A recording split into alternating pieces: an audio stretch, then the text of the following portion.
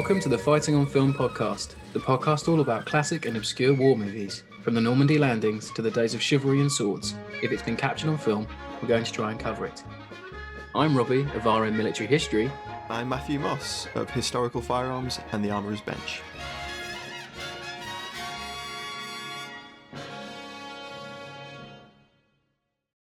Hello again, welcome back. Last week we were at the Tank Museum. If you haven't caught our Fury Experience episode, please go and catch up on that because it was great fun. We want to thank the Tank Museum again for the opportunity.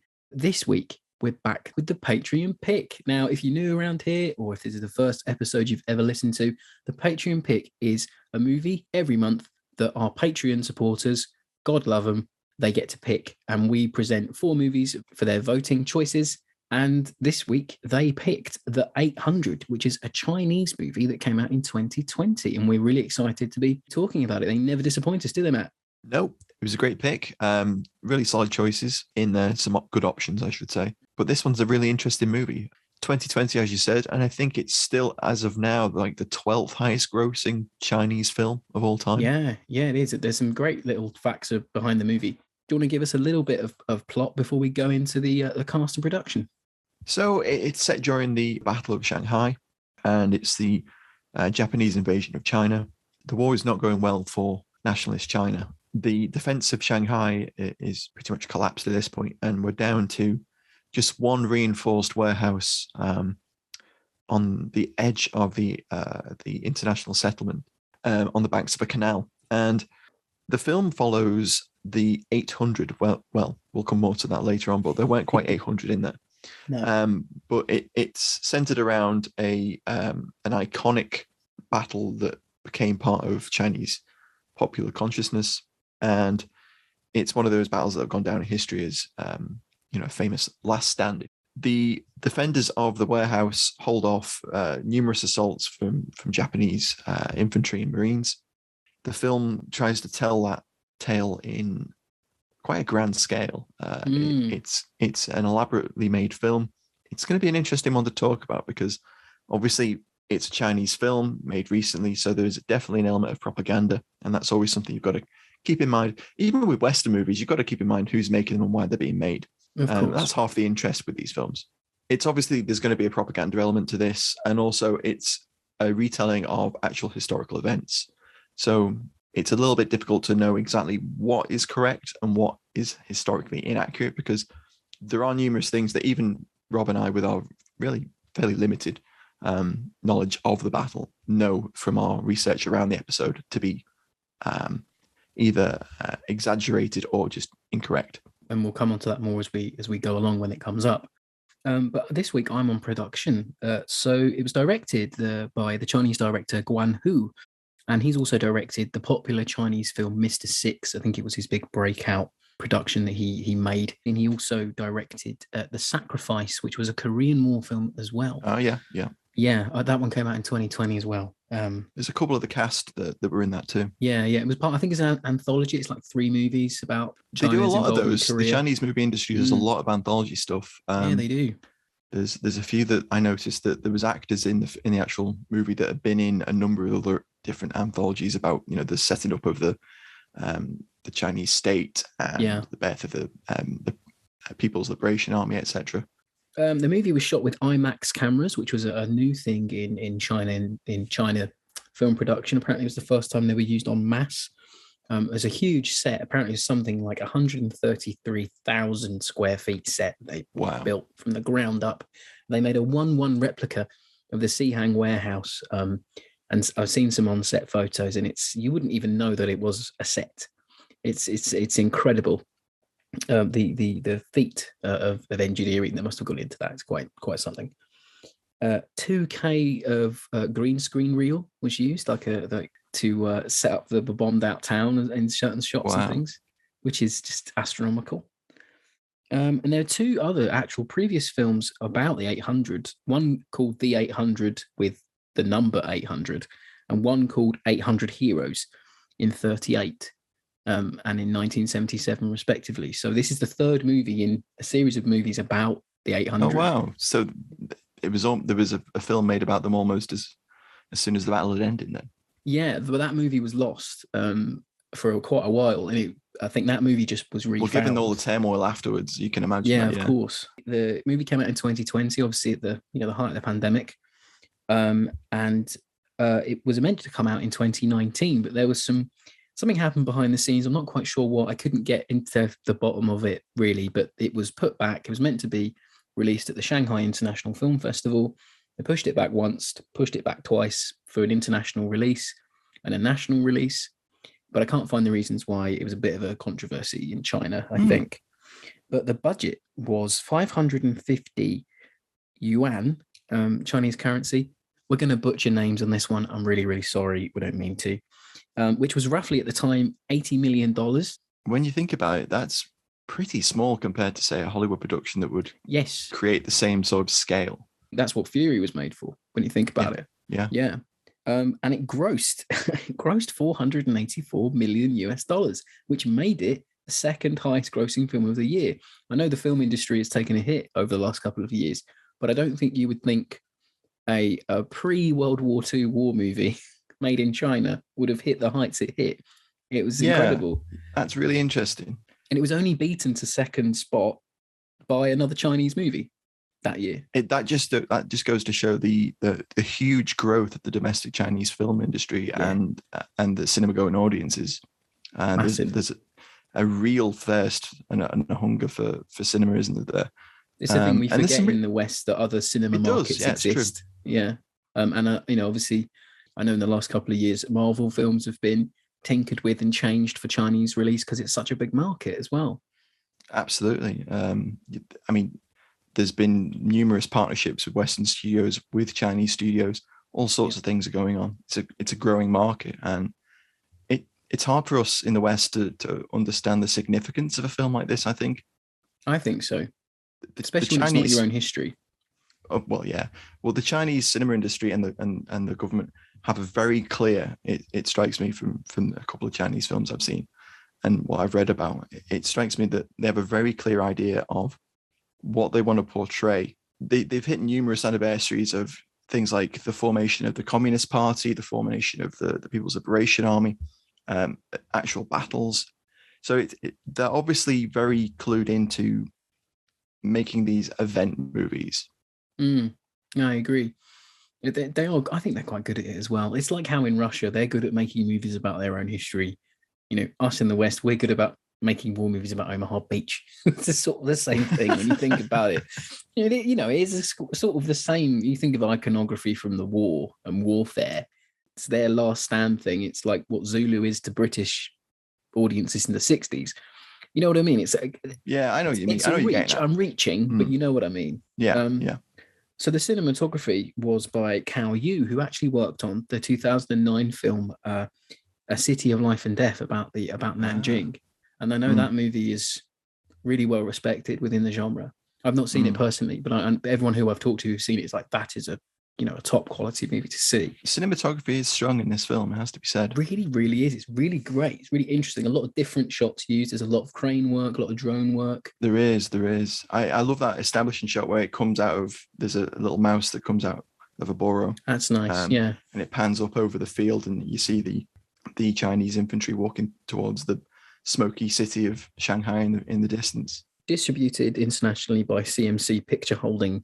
And the review this week that I found is from the BFI. So I'll just read some extracts for you now. Its spirit is resolutely neo-nationalist. The visual style is steroidal, ramped up from the music video aesthetic of Guan's early indie films. Dozens of drone shots, sweeping tracking shots, carefully art-directed vignettes of triumph and defeat. A symbolic white horse gallops through every so often. The shift from curiosity to engaged support on the part of the expatriates and the apolitical Chinese is well enough staged. Despite some dodgy line readings by some of the extras, the cloth-eared subtitles are crammed with anachronistically modern American slang and profanities. Just in little takes there. That horse does crop up quite a lot, doesn't it? Really does, doesn't it? The review petered out. I don't think he had a real through line in the review, the chap who wrote it, but there were some interesting little tidbits there. And our one-word reviews this week, they're back with a vengeance. We've got two this week. So Stephen O'Neill says excellent, and @PatPills09 says epic. What would yours be? Spectacle. would be the word. Yeah, that's interesting. I was thinking spectacle too. I think it is spectacle over substance, just a little bit. And we'll talk more about that. So, Matt, I think you were going to fill us in on the cast. Apologies ahead of time for my terrible Chinese pronunciation. It's quite a large cast, and we've got a lot of actors who have been in a lot of Chinese TV, movies. Their domestic film and TV industry is huge. Everyone's quite capable, and it's interesting. We also get a smattering of singers. So there's that continuing trope that we've seen since the 50s, perhaps even earlier, where films are bringing in named singers and people that people will recognize as actors. You don't see that as often in Western cinema anymore. Harry Styles was in exactly. Secret sauce. Sorry, it just reminds me of that every time he mentioned it. It's that delivery of that line is shocking. Sorry, Matt. Please continue. When we cover Dunkirk, it's going to be an interesting one. It's going to be a good one. Special guest Harry Styles, everyone. We should try. We should try. If you're listening, Harry, let's do it. Watermelon Sugar was a bit of a bop, so yeah. So cast. We have Huang Zhizhong as Lao Hulu, who was in My War, another Korean War movie, in 2016.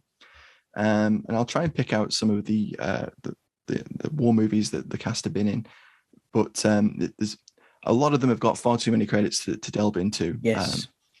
Then we've got Zhang Yi, who plays Zhao Hubei, who is a young almost student soldier. There's quite a few young student soldiers pop up in this film, but he's introduced at the very beginning and he joins the defense. Oho Ou, who plays Guan Hu, he's one of the singers. He was in The Founding of an Army in 2017, which is one of those films I mentioned that hits an anniversary of the founding of the PLA. And he was also in 2020's Battle at Lake Changjin, which is another movie we'll be covering later this year, I think. Du Chun plays Lieutenant Colonel Zi Jinwan, who is the commander of the battalion from the 88th Division. And he's been in lots of military TV shows in China, and he's going to be in the sequel to Battle of Lake Changjin. Cool. Which is, I think, in post-production right now. I think it's out this year. Want to look out for that one. Yeah. So, I mean, that was a huge movie. Massive. In 2020. So, yeah. Zhang Sheng plays a company commander. Wang Qianyuan plays Yang Gui, who has been in lots of TV films and the 2014 war movie, The Crossing. I believe he is the country boy sort of character who has a very long, in-depth conversation about what it feels like to be with a woman with another one of the characters near the end of the film. Yeah. He's a very strong character in this. Then we have Jing Woo, who plays Lao Tai. We have Zhang Yi, who plays Lao Songpa, who I think is the old Abacus with the long hair and the spectacles. He was in Operation Red Sea and the television series Soldier Sortie and The Sacrifice, which we mentioned earlier. Wei Chen played Zhu Shenghong, and he's another singer and TV actor. He was in a show imaginatively titled Anti-Terrorism Special Forces 3. Sounds great. Which sounds like their version of Ultimate Force. It does. Or SEAL Team. And he was also in The Sacrifice as well in 2020. Then we had Tang Yixin, who played Yang Humin, who was the young scout girl who swam across the river with the flag that's raised. Yeah, she's very important historically, isn't she? She is, yeah. And she has a sort of fleeting reoccurrence throughout the film until her bit comes in. Yeah, I feel like she should have been used way more than she was. I agree. They could have gotten rid of some of the other supernumerary characters, who I'm not even going to touch on because... Got rid of those bloody American and French correspondents that had nothing. Oh, yeah, the AFP correspondent who wouldn't have been with AFP because it wasn't formed until like the late 40s. I know. Anyway. Yeah. And then finally we have Hideo Nakaizami, who plays Colonel Kono Izawa, who is the Japanese divisional commander. I think he's supposed to portray. and he was in 2009's City of Life and Death. Oh, okay, connection there. Yeah, Nice. yeah. So there's a little connection. But yeah, then there was so many other characters in there, but they're the ones that are the more prominent ones, the ones that actually have some impact on the story. There's lots of people that come in and out. The way the film's shot and edited, I think establishing stories weren't given. Perhaps they were cut, but there's a lot of characters where you get no backstory to, No, and they're you don't flung really at you, know. Especially they, the bystanders on the other side in the international settlement who are watching all of this. There's a lady that runs a club, and I think her brother, and there's no real setup for them. I mean, perhaps if we were Chinese, we'd know, we'd have some understanding. Perhaps I don't know. They're just observers, aren't they? Yeah. There's a lot of. It's one of my main draws of the movie is that no one is set up enough for me to have any real emotional investment in any of the people, even though what they're doing is so heroic and, amazing, the things they're doing. There's a lot of characters that are brought in just to be killed. Yeah, I agree with you there. Yeah. So there's a group of young student boys, schoolboys, that swim across to join the defense. They basically become cannon fodder. There's another bit in a little bit earlier in the film where they're swimming out to try and escape. Old Abacus and I think it's Oho Ou's character. Someone else accompanies them that you don't know who they are, but there's a sequence where some Japanese soldiers come swimming into the warehouse. Yeah. And they dive underneath the surface, and this other chap who you haven't been introduced to is essentially they drown him to keep him quiet. Yeah. And it's a very powerful and affecting scene. It is. But it would have been even more strong if we'd known who the guy was and if he was actually a friend of theirs, that kind of thing. That's my issue with it. It's like I just didn't have a much emotional connection to people, which drew me out of certain sequences. I was like, because I'm sure this is really important what's happening right now, but the death of this person is lost on me just because, one, I don't know the history of it 100%, and two, just because the movie hasn't done enough to spotlight the person. That's the only one of the few real drawbacks I think the movie has. Yeah. Shall we move into the alley tally? Yeah, some interesting stuff to talk about. Fantastic.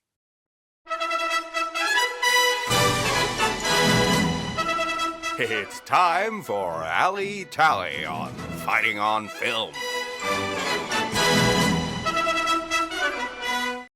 So this week with the Alley Tally, if you're a new listener, by the way, the Alley Tally is where we discuss cool kit, weapons, equipment, anything really that features in the film that stands out and we go, ooh. And this week there's a number of interesting bits of kit. Rob's going to talk about some vehicles, but there's some really interesting period weaponry in here. The 88th Division was a relatively well-equipped division of the NRA, the Chinese National Army. And they were trained and equipped largely by Germany. So you see the guys with German pattern gas masks. You see them with M1938 helmets. You see them with Shanghai Shek rifles, they look very much like a K98K, but they're slightly earlier, pretty much the same sort of, the same action, same configuration. They're carbine. And there's quite a few Hangyang 88s, which are based on the even earlier German Model 1888 commission rifle, which was developed before the First World War. So there's lots of interesting little bits in there. There's loads of Arasakas because surprisingly they get Japanese kit quite accurate. Yeah, they do quite well, I think. Yeah. And one of the things I really enjoyed seeing was the Japanese troops have Type 11 light machine guns. That was nice. The very early hopper-fed 5 or 6 stripper clips in. Yeah. And the gun feeds off them and then spits them out. It's quite the thing. It's nice attention to detail with the troops. It is. And there's a couple of heavier Japanese machine guns in there, but the more interesting are the Chinese Type 24 Maxim. And there's a couple of sequences in there. There's one brilliant one where on the roof they're firing at aircraft that are coming in, and they say that they've run out of water and the barrel's going to burst, and then the barrel bursts. And it's a really nice little sequence to illustrate that these guns are water cooled.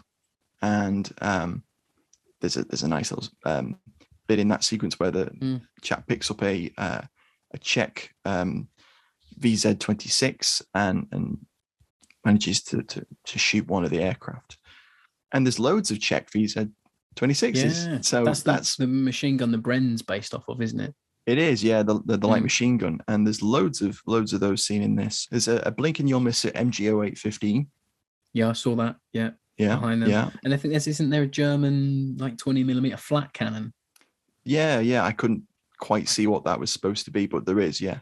And then one of the characters is seen running around with a Mauser C96 carbine, not a broom-handled Mauser with the stock attached, but specific configured carbine. the carbine version, which is really interesting. Yeah, I think it's never used. It's just sort of slung and seen as a prop weapon, but it's really interesting that it was included. I just enjoyed seeing a representation of an army that I'm not very familiar with. But obviously researching China in the Second World War as well, like just the amount of kit they had and who they were being supplied by pre-war, during the war. And then a lot of those weapons went on to be used in Korea, and some of them even found their way into Vietnam. And it's crazy. It's really quite something. You see images of the Chinese army in the war supplied by America, and they've all got like Springfields and Brodies. Then you see the German equipped ones. It's so confusing when you see pictures from that war, because I'm like, would that not have been really confusing on the ground? But that's for another day, I guess. That's Second World War. But for me this week, I was watching a movie, and there's a bit where I scratched my little chin, and I was like, I don't think that's right. Was it a Bedford?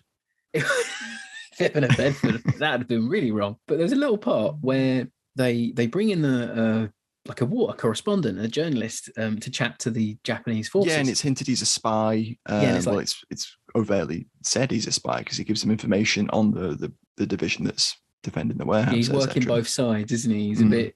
We're not sure who he sides with, but they bring him in on a tracked truck, like a half tracks sort of thing, and it's got like a rounded bonnet, and it looks really post-war Russia. Yeah, it screams Man in the High Castle to me. So if you've ever seen Man in the High Castle, where it's like 1960s, if Imperial Japan had been on the winning side of the war, they'd used loads of Cold War kit that looks kind of like it would have grown out of Japanese equipment, because it's an alternate universe, they can do that. Whereas here, it's like that does not look like anything. It sticks out, doesn't it? Yeah. It really sticks out among the really old 30s trucks and little cars. tankette thingies as well, yeah. When they went down a rabbit hole of hang on, did the Japanese have half tracks? They did. So in the 30s, they imported Citroen half tracks. Then in 1938, they designed their own, which is a Type 98 Cohe half track, and they were used in the Second World War. Later on in the Second World War, they developed their own version of the Hanomag. The tankettes that you mentioned, you see quite a lot of them forming up on the warehouse in certain sequences, and there's one that's knocked out at the end. But that is a Type 95 Soki tankette. It's actually an armored car, and it can run on tracks, or it can run on wheels, so it can run on train tracks. It's quite interesting. Kind of handy, yeah. Kind of handy little thing. And they were used in the Second World War as well. They were repurposed by the Chinese when they captured them. Yeah, quite a cool little thing to find out. Yeah, and as I said, I just like seeing a different army represented, because I'm not yet, as a Westerner, I'm not used to seeing portrayals of the NRA on camera. So that was really interesting. And China in the Second World War and pre-war is something I do find interesting. And it made me go away and research it more. So I think the movie did its job. That's definitely something we'll talk about later on. But speaking of which, I mean, what about seeing an army that you are familiar with? Oh, the British. Yes. Oh my God. They kind of done dirty in this a little bit. The kit isn't bad. It's not too bad at all. Some of the fattest 1908 pouches you've ever seen. Yes. Well, they had to store all their bits and bobs in those because they had no knapsacks or anything. They had nothing else. Oh no, they had German German knapsacks on the back. Oh, did they? I missed them. Yeah. Okay. Yeah. Well, they also had really janky mocked up SMLEs as well, which they were painful to look at for anything more than a couple of seconds. I was like, geez, if that mock-up could talk, it'd be saying, kill me, smelt me down. Well, yeah, I think they were definitely Mausers of some description mocked up. But yeah, I think that rounds us out on the alley tally for this week. There's that one line that the British guy speaks where he finally fires a round at the Japanese at the end. Oh, yeah. See you in hell. Like it was jarring. Yeah, I know. I mean, I've read accounts that said that the British did open fire. Okay. Which I don't know. I mean, that seems like that would have been an international incident. That would have But sparked the something. whole ending of that siege is really quite complicated, and It is. there'd been a negotiation about how they would get the troops out, and the Japanese had agreed to this, and then apparently they went back on their word and opened fire. So it's a very complicated little aspect of it, and I think the film has tried to suggest something happened there with that one British soldier opening fire. Mm. He just didn't have to say that really cringy line, did he? That was the problem. No, he didn't. Yeah. No, he didn't. Yeah, even if he had said something piss off or something, wasn't it? See you in hell, piss off or something. Yeah, it was a bit ham-fisted. Even if he'd said we have to help them somehow to his officer, and then he fired a round, like that might have done something, but it was just a bit weird. The issue is that all of the Western characters in this don't do anything interesting anyway. So that's kind of a trope within the Chinese cinema, I think, of these period historical films. In that, the Western characters, when they do appear, can be a little bit caricaturish, but not particularly helpful, because I know at that time we didn't want to get involved, did we, in any wars in the 30s? Exactly. Yeah. So they do portray the West as like, well, they're not being very helpful, and it's like, well, there's a reason. It's very true. Because we're trying to avoid a war in Europe. We don't want to inadvertently start a war in the Far East. It's a catch-22 situation there. But I think maybe we should move on to favourite scenes.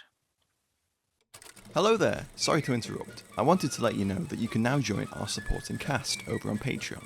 As thanks for your support, you'll be able to help us pick films, submit questions for guests, have first pick on brand new and exclusive merch, and much more. Thank you for your support. Now back to the show. So I think my favourite scene this week is the battle on the second day. I think it represents the film's strongest element.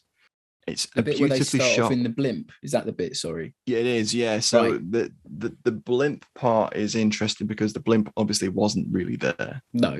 But it's a very. I mean, yeah. Sponsored by Goodyear.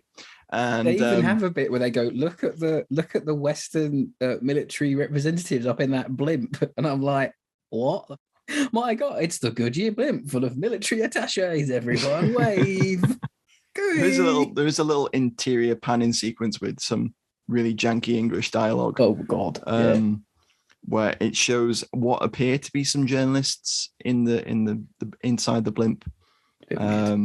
It is a bit with the viewing binoculars and stuff. Yeah, it's a bit odd. As a cinematic device, it works. It works quite well.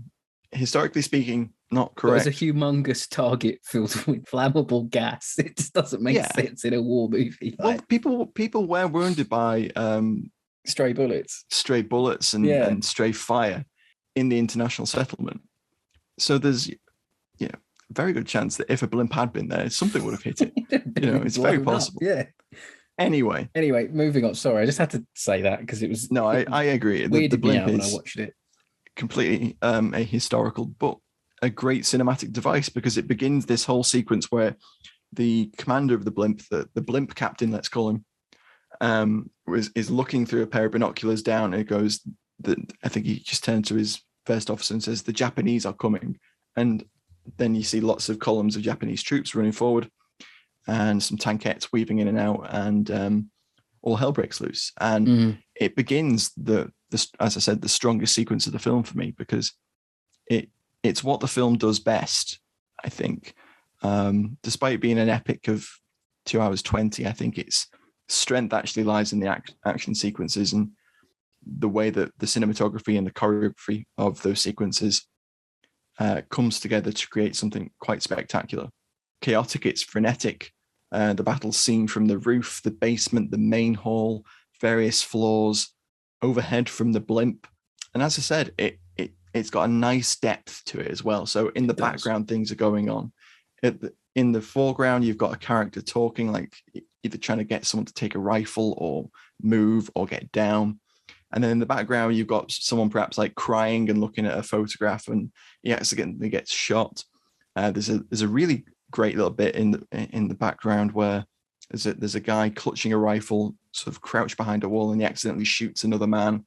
It's a lot of blink and you'll miss it bits, isn't there? It's that kind of added depth and realism kind of really adds something to those big sequences, because if they'd just been quite sterile with just people in the background, maybe out of focus or just doing nothing had been paused, then the movement between the characters, because that whole sequence is almost shot like vignettes between the characters that we've been introduced to. Yeah. So you see a couple of the deserters. They're called deserters, but they were separated from their unit when they were attacked. You see them trying to move around, and there's a little sequence on the roof where the youngest soldier is ordered to go and man a wall, and then there's other bits where the old Abacus tries to help the chap with the mustache. I've forgotten the character's name because I don't think his name's actually said on camera. I don't think so. They just call him like the pussy, didn't they? They keep referring to him as the pussy because he refuses to fight at the start for whatever reason. It's intimated that he's a veteran and he's seen a lot. And then even when he's done something quite noble, trying to get that guy back out from from being shot, they still call him like all the names under the sun. And I'm like, they do. He's been shot through the cheek. Yes. And you're just mugging him off for like no reason. I'm like, that's really cruel. Like, he's already been wounded quite severely. Yeah. He's gone. His arc is that he was cowardly and then he was brave. He's done his arc. Stop being mean. I'm like, why are you doing that? It's an odd choice. But anyway. And then we get all those students I mentioned, which become cannon fodder, and they some of them are trying to escape because they've realized that the horror of war, and they get shot by machine gun fire looking out of a window. One lad gets blown up by a hand grenade, and you see him literally get blown across the room. The mist and all the blood, and there's a fucking horse running through. There's a lot going on. That horse gets a lot of screen time for no real reason. It does.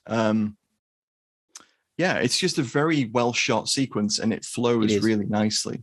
There's a sequence where they're attacked by I think it's tear gas. It's supposed to be some sort of gas, but they definitely didn't use mustard gas. You get a British officer smelling the air and goes, mustard gas, like really like cliched. I like that bit. I mean, you could give him some headcanon and be like, he was on the Western Front. Yeah, I think that's probably what it's meant to be, isn't it? Yeah, probably. But I think they actually use tear gas, which is something they used a lot of. And there's a lot of stuff going on in the background and foreground, and I like that. And I like that you can sit and watch that and appreciate different things going on. It's possibly one of the strengths of the film there is that it doesn't have a lead character that you're following, that you're anchored to permanently. Okay, and you can see lots of little things that are going on. Elsewhere in the film, that's a detriment, though, I think. I think so, because for every choreographed fight scene you get, every battle sequence, you get rather bland. No, not bland's not the right word. And I don't even want to say needless, because they sort of work as well, but they're not as strong to watch. Of people going about their daily lives in Shanghai, in the international settlement, that somehow is like impervious to bullets and impervious to the war, which is a bit I think odd. the grand total of like 3 civilians get shot by that plane that strikes. And I'm like, I don't think people on the other side were having the sort of raucous party that the movie sort of shows it to be having. Which is about, well, the thing is there. So I'll mention this now. None of that is accurate, right? Because it didn't feel it. No, well, none of it's accurate, because what was actually on that bank of the river opposite the warehouse was a timber yard. Okay. So there was no nightlife. There was no neon. There was no. I'm sure there were reporters and people that crowded the canal side, the riverside to watch, but there wasn't all of that.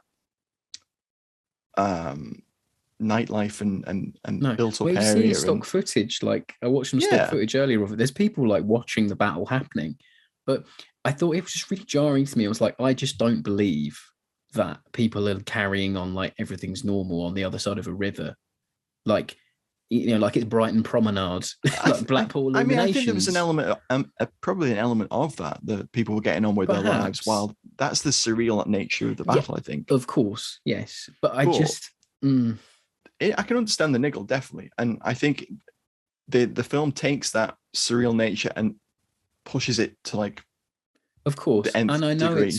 it's all for like iconography, it's all for showing the troops in the warehouse longing for something they can't have, looking at it's all heaven. They talk about over there is heaven and over here is hell. Exactly. It's all that sort of, it's the contrast. You see that beautiful establishing shot of the bombed out city and the colorful, vibrant city behind it. I can get what they're going for. I know what they're trying to say. It's not to say that colorful, vibrant city didn't exist in Shanghai. Of course not. Because it did, but it was elsewhere. It was a little bit further away. It wasn't directly opposite the warehouse. So the recreation of Shanghai, while it looks beautiful and it's really well done with CGI and obviously incorporates the one-to-one scale warehouse model that you mentioned, Rob, it's not entirely accurate. So the bridge is in the right spot. There's a gas container which is in the right spot, and there's two buildings on the bank are in the right spot.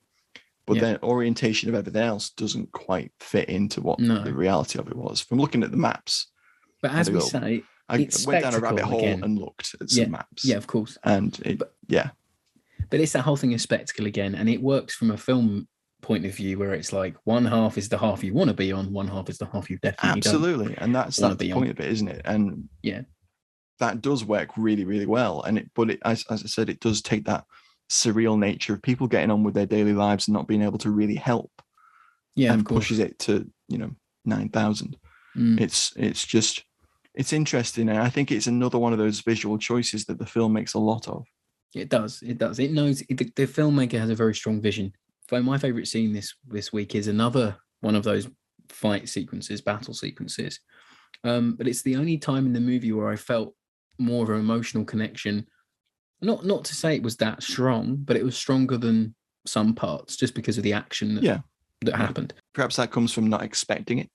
Yes, I think that's what it was. So there's a sequence in the movie where the Japanese are trying to blow up the side of the building or the warehouse to get in. Which did happen. Which did happen. Yes, it did. And they come in sort of like the shield, tortoise shield thing the Romans used like to a do. Roman testudo. That's the one, yeah. So they've got that. I don't think the Japanese did that during the battle. I didn't read any accounts of it that said that they did that and did that with like 3 separate columns. Yeah, I thought it was really interesting that the precursor to that scene was them getting ready, and there was guys like lifting barrels to get ready and exercise, and then there's some guys like welding up. It was good. Bits of iron. Everything is established in the movie. They doesn't just appear, which is quite nice. At least they set it up. Because if it had come out of nowhere, it looked a bit odd. So they're trying to dig in, and there's sappers that mark a little thing of chalk on the wall, and they're digging and trying to get in. Was the chalk on the wall really necessary? No, but it looked good. And he writes. I swear to God, he writes like hack here, or like because he circles it, puts an X on it, and then he actually writes something next to it with an arrow. Yeah, maybe it's like put like 2. I mean, maybe for them it was like 2 satchels of explosives, but the other guys it was 1. Okay. I just seemed a bit unlikely. I think he would have just gone, pickaxes there, lads. Come on. Put the explosive here, boys.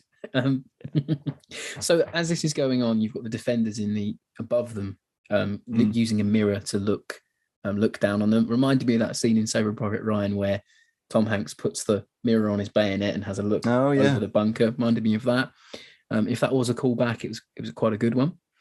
And then there's they're going on, and our bullets is pinging off their shields, and our weapons are useless against them. Grenades aren't doing anything against them.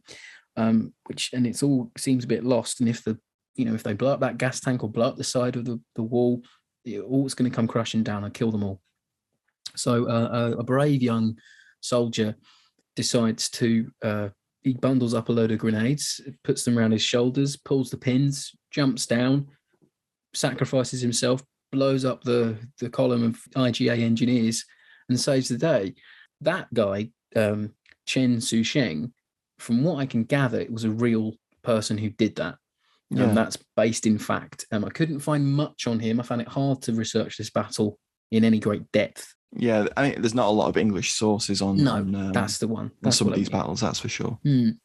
But then after that, all the goodwill that scene built up for me as a film viewer, I was like, wow, that's brave. Doing that, is in anyone's book, it's very, very brave. But then they have a line of chaps that do it straight after, and they call out their names, and they can hear the names over the river, and it's all very like for me, if I was Chinese and that's my history, I'm going to think, oh, okay, these lads were so brave. It's all these young boys who sacrificed themselves so we could be here today.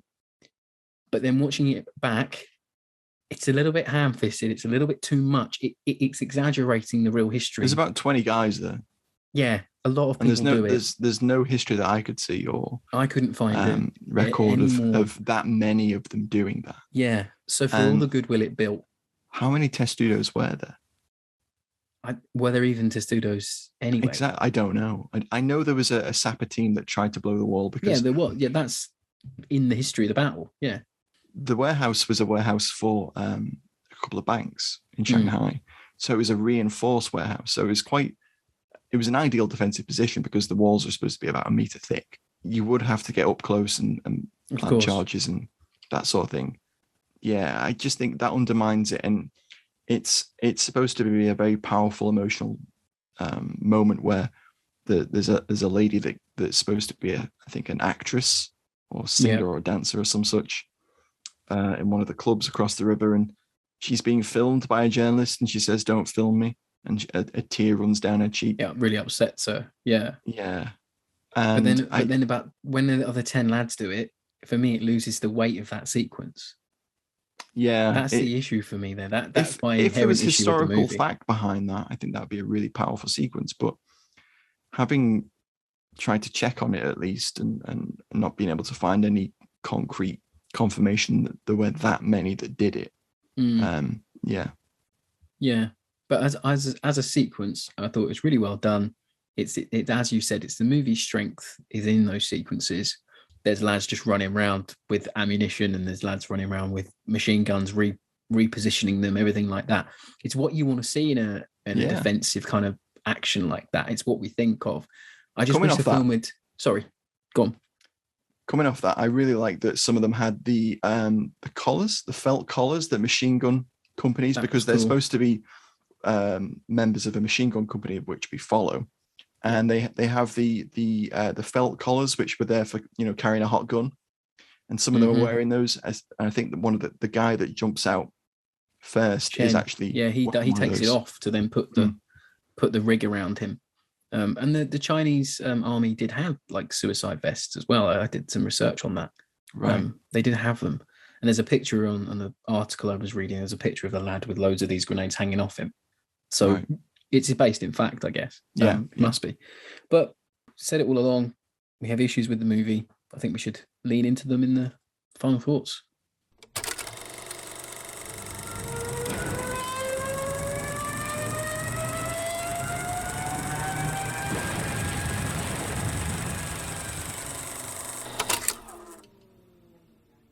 My main issue with the movie is that it's not a bad movie. It's quite enjoyable. The cinematography is really, really good. The only places, and the spectacle is great, as we've said all the way through, but the thing that it falls down for me, I couldn't get emotionally invested in the characters as much as I wanted to. As you said, people are brought in and they're killed off in seconds. Abacus is the one that's built up, and I felt for him a lot because he was... he just had more to do. And then the young lad at the end, I thought he was going to be your main character, and then, oh no, he's not. So it's sort of... there's a number of... It was flitting around. You think there's going to be a main character moment, and Huai Bei, his character is there throughout the film. But he's introduced with his uncle. His uncle gets separated. His uncle's then seen being disemboweled by the Japanese on a rooftop to taunt the defenders. And then he's introduced to Guan Hu, who I think is his brother, because I think it's his brother from another unit. And yeah, it gets very confusing. And there's just elements of it where the NCOs that you're introduced to, they're so fleetingly introduced that you recognize that there's individual different people in these scenes. Yeah. But their characters aren't introduced or fleshed out. There's one chap who has I think it's a ceremonial fan, and he drops it, and Wu's character repairs it for him. That's it. And there's little bits like that perhaps could have been fleshed out or where it were cut. But I completely agree. It would have just been, for me, I just felt if you'd have concentrated on a few, because it did try to do that, but it didn't Mm. lean into it enough for me. So I found, and then I think the movie dips in the middle massively. It takes a break and it establishes them getting the nationalist flag to put up. I know that the Girl Scout actually did go across to give them equipment and this flag, so they could show their defiance to the Japanese, and that's really interesting and great. But before you get to that, there is a massive dip where characters There are just is. talking about what's just happened. You get a lot of what's going on in chat in the international settlement that I just don't think you need, because the Western characters don't add anything. And once you've seen one establishing shot of that lovely lit up bit of city, you've seen it all. Yeah, that's fair too. And there were just parts within the actual movie that were just felt overcooked, i.e., the men flinging themselves off the building. There's sequences where people are just, they take one more step to be killed. They do one more thing before they're killed. It's all very, oh, look at how bad it was for these people. It's really overplayed, a bit overacted in certain sequences. Whereas I felt just nuance might have helped a little bit more in certain parts. I was just going to say there's another character, that the chap with the flamethrower. Yes. Who, his character isn't introduced at all, but yet he's seen throughout just appearing. And then he's in that end sequence where it looks like they're going to have a last stand, and various people volunteer. So the veteran that they all refer to as Pussy volunteers. Yang Guai, the farmer, he volunteers. He's the one that's always calling the chap Pussy.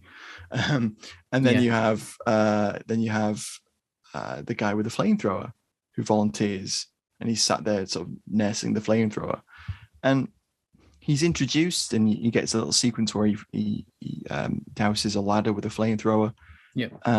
But his character isn't really developed or introduced or used in any other way. See, that's what annoys me. But then nevertheless, the movie is redeemed by these really well choreographed and well shot like action sequences. So I don't know where I fall. I kind of don't hate it, but I don't love it. But then again, I don't know if I would recommend it. I'm torn this week. Yeah, I know what you mean. I think it's an interesting film. It's a last stand movie, and we always love those. Matt's favorite subgenre. It really is. Yeah, I know. It's interesting because you've got that beautiful bright center of the international settlement opposite, but it's not historically accurate. It wasn't there. It wasn't visible. It's just a visual device for the filmmaker, and it reinforces that the West aren't doing anything to help us element, I think, rather interestingly. Similarly, there's elements of the filmmaker's choices that are just, we've already talked about in depth about the suicide vests and the chaps jumping from the building, but there's other stuff as well. So the side of the building is daubed by a giant Coca-Cola advertisement, which wasn't there. There's period photographs from the siege that show that wasn't there. The film even shows some contemporary footage that shows that wasn't on the wall. The inclusion of the Goodyear blimp is a bit weird. The symbolic flag raising element of the film is comes to the heart of why this film's interesting in the respect of who's making it and the audience it's for, because it's a Kuomintang flag that they're going to raise. They're going to nationalist Chinese flag, and it's got the white sun on it. But the way that they shoot the film, you never really see that flag fully. No, you don't, do you? No, purely because it shares a lot of similarities with Taiwan's flag, Republic of China. Yeah. And that is a complete no. So you've got this film. That's another reason why the movie was delayed, because it had to get through the censors again, apparently. Oh, I can imagine. Yeah, I can imagine. So you have this film which is being made about one of China's most iconic military struggles, a last stand, heroic defense, on one hand, but the heroes of that are nationalists. They aren't communists. Yes. Because the Civil War hasn't run its course yet, hasn't run its course. The filmmakers have to balance this with, we can blame the nationalists and the West for allowing Japan to do this to China. And that is the main propaganda thrust of the film. That's what I felt about it. Yeah. I think so. And they set the seeds of what was to come later. Sort of vibe. Absolutely. Yeah. And that whole flag raising ceremony, I thought that the sequence with the young girl swimming across, bringing it over to them was great. And that is historically grounded. As you said, we could have had a lot more of her and a lot less of the other people on the bank. Because she actually was very important, as I've said. Yeah, she was trying to raise money, trying to raise awareness, trying to get people to be invested in the struggle, what they were doing. Yeah. Yeah. So the raising of the flag is completely overblown as well. So you see all those guys trying to raise up the flag and hold the flag up and not let the flag fall. And the film isn't even really giving you a full shot of the flag. No. At this point. Yeah. So it kind of undermines the don't let the flag fall. You see a lot more red than you do of the blue and the white sun in that flag. Although I find it quite ironic because they've all got that little star thing on the side of their Stahl helms. Yes, they do. So that's like you can't block it out of the film as much as you want to. And that's the part that they show when she's folding the flag up. They do so much in certain sequences not to show you anything. Yeah. That could be pro-democratic or pro-nationalist. But then in certain scenes, they just can't help it. So I'm like, what? Yeah. Where's it must have been really hard to edit the movie. Well, exactly. Like how you couldn't cut out that bit where she's folding up the flag. Yeah. Because then it's just the girls just going with their flag. In just a film viewer opinion, that flag raising sequence goes on too long. It's that too whole bloody. Rooftop bit for me was one of the most laborious sequences. Well, from what I've read, the gathering of all the men and the speech, etc., didn't happen. It was a small team because they knew they were going to take fire and be attacked. Yeah.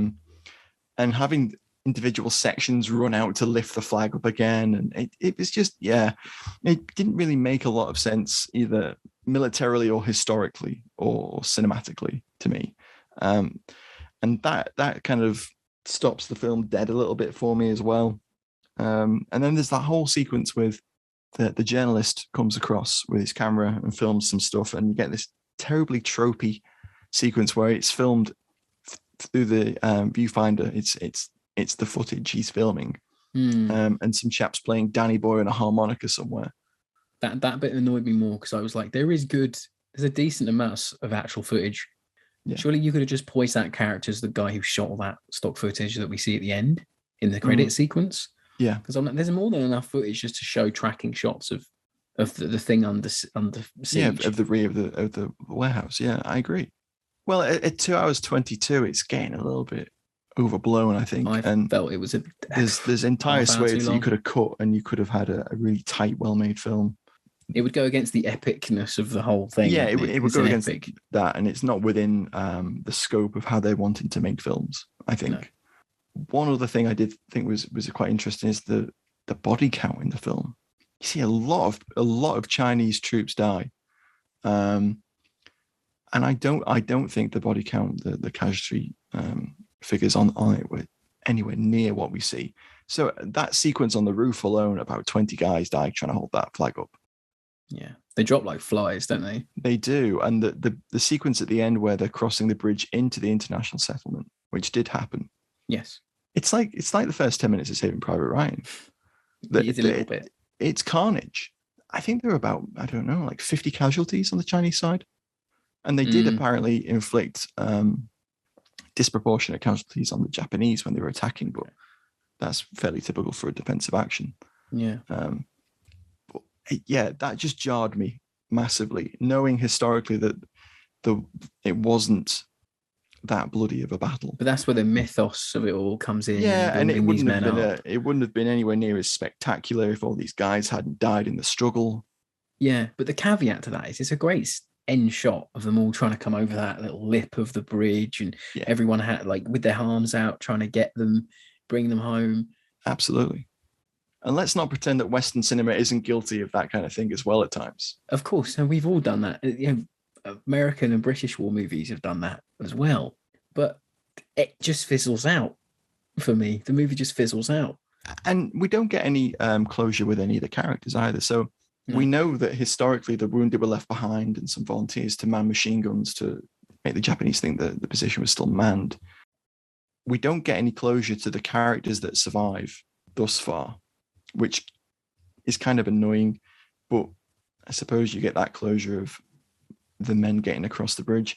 The colonel is badly wounded, and it's very heavily hinted that he's mortally wounded. I would say, see a little bit of blood coming out of his mouth, which is film parlance for you're a goner.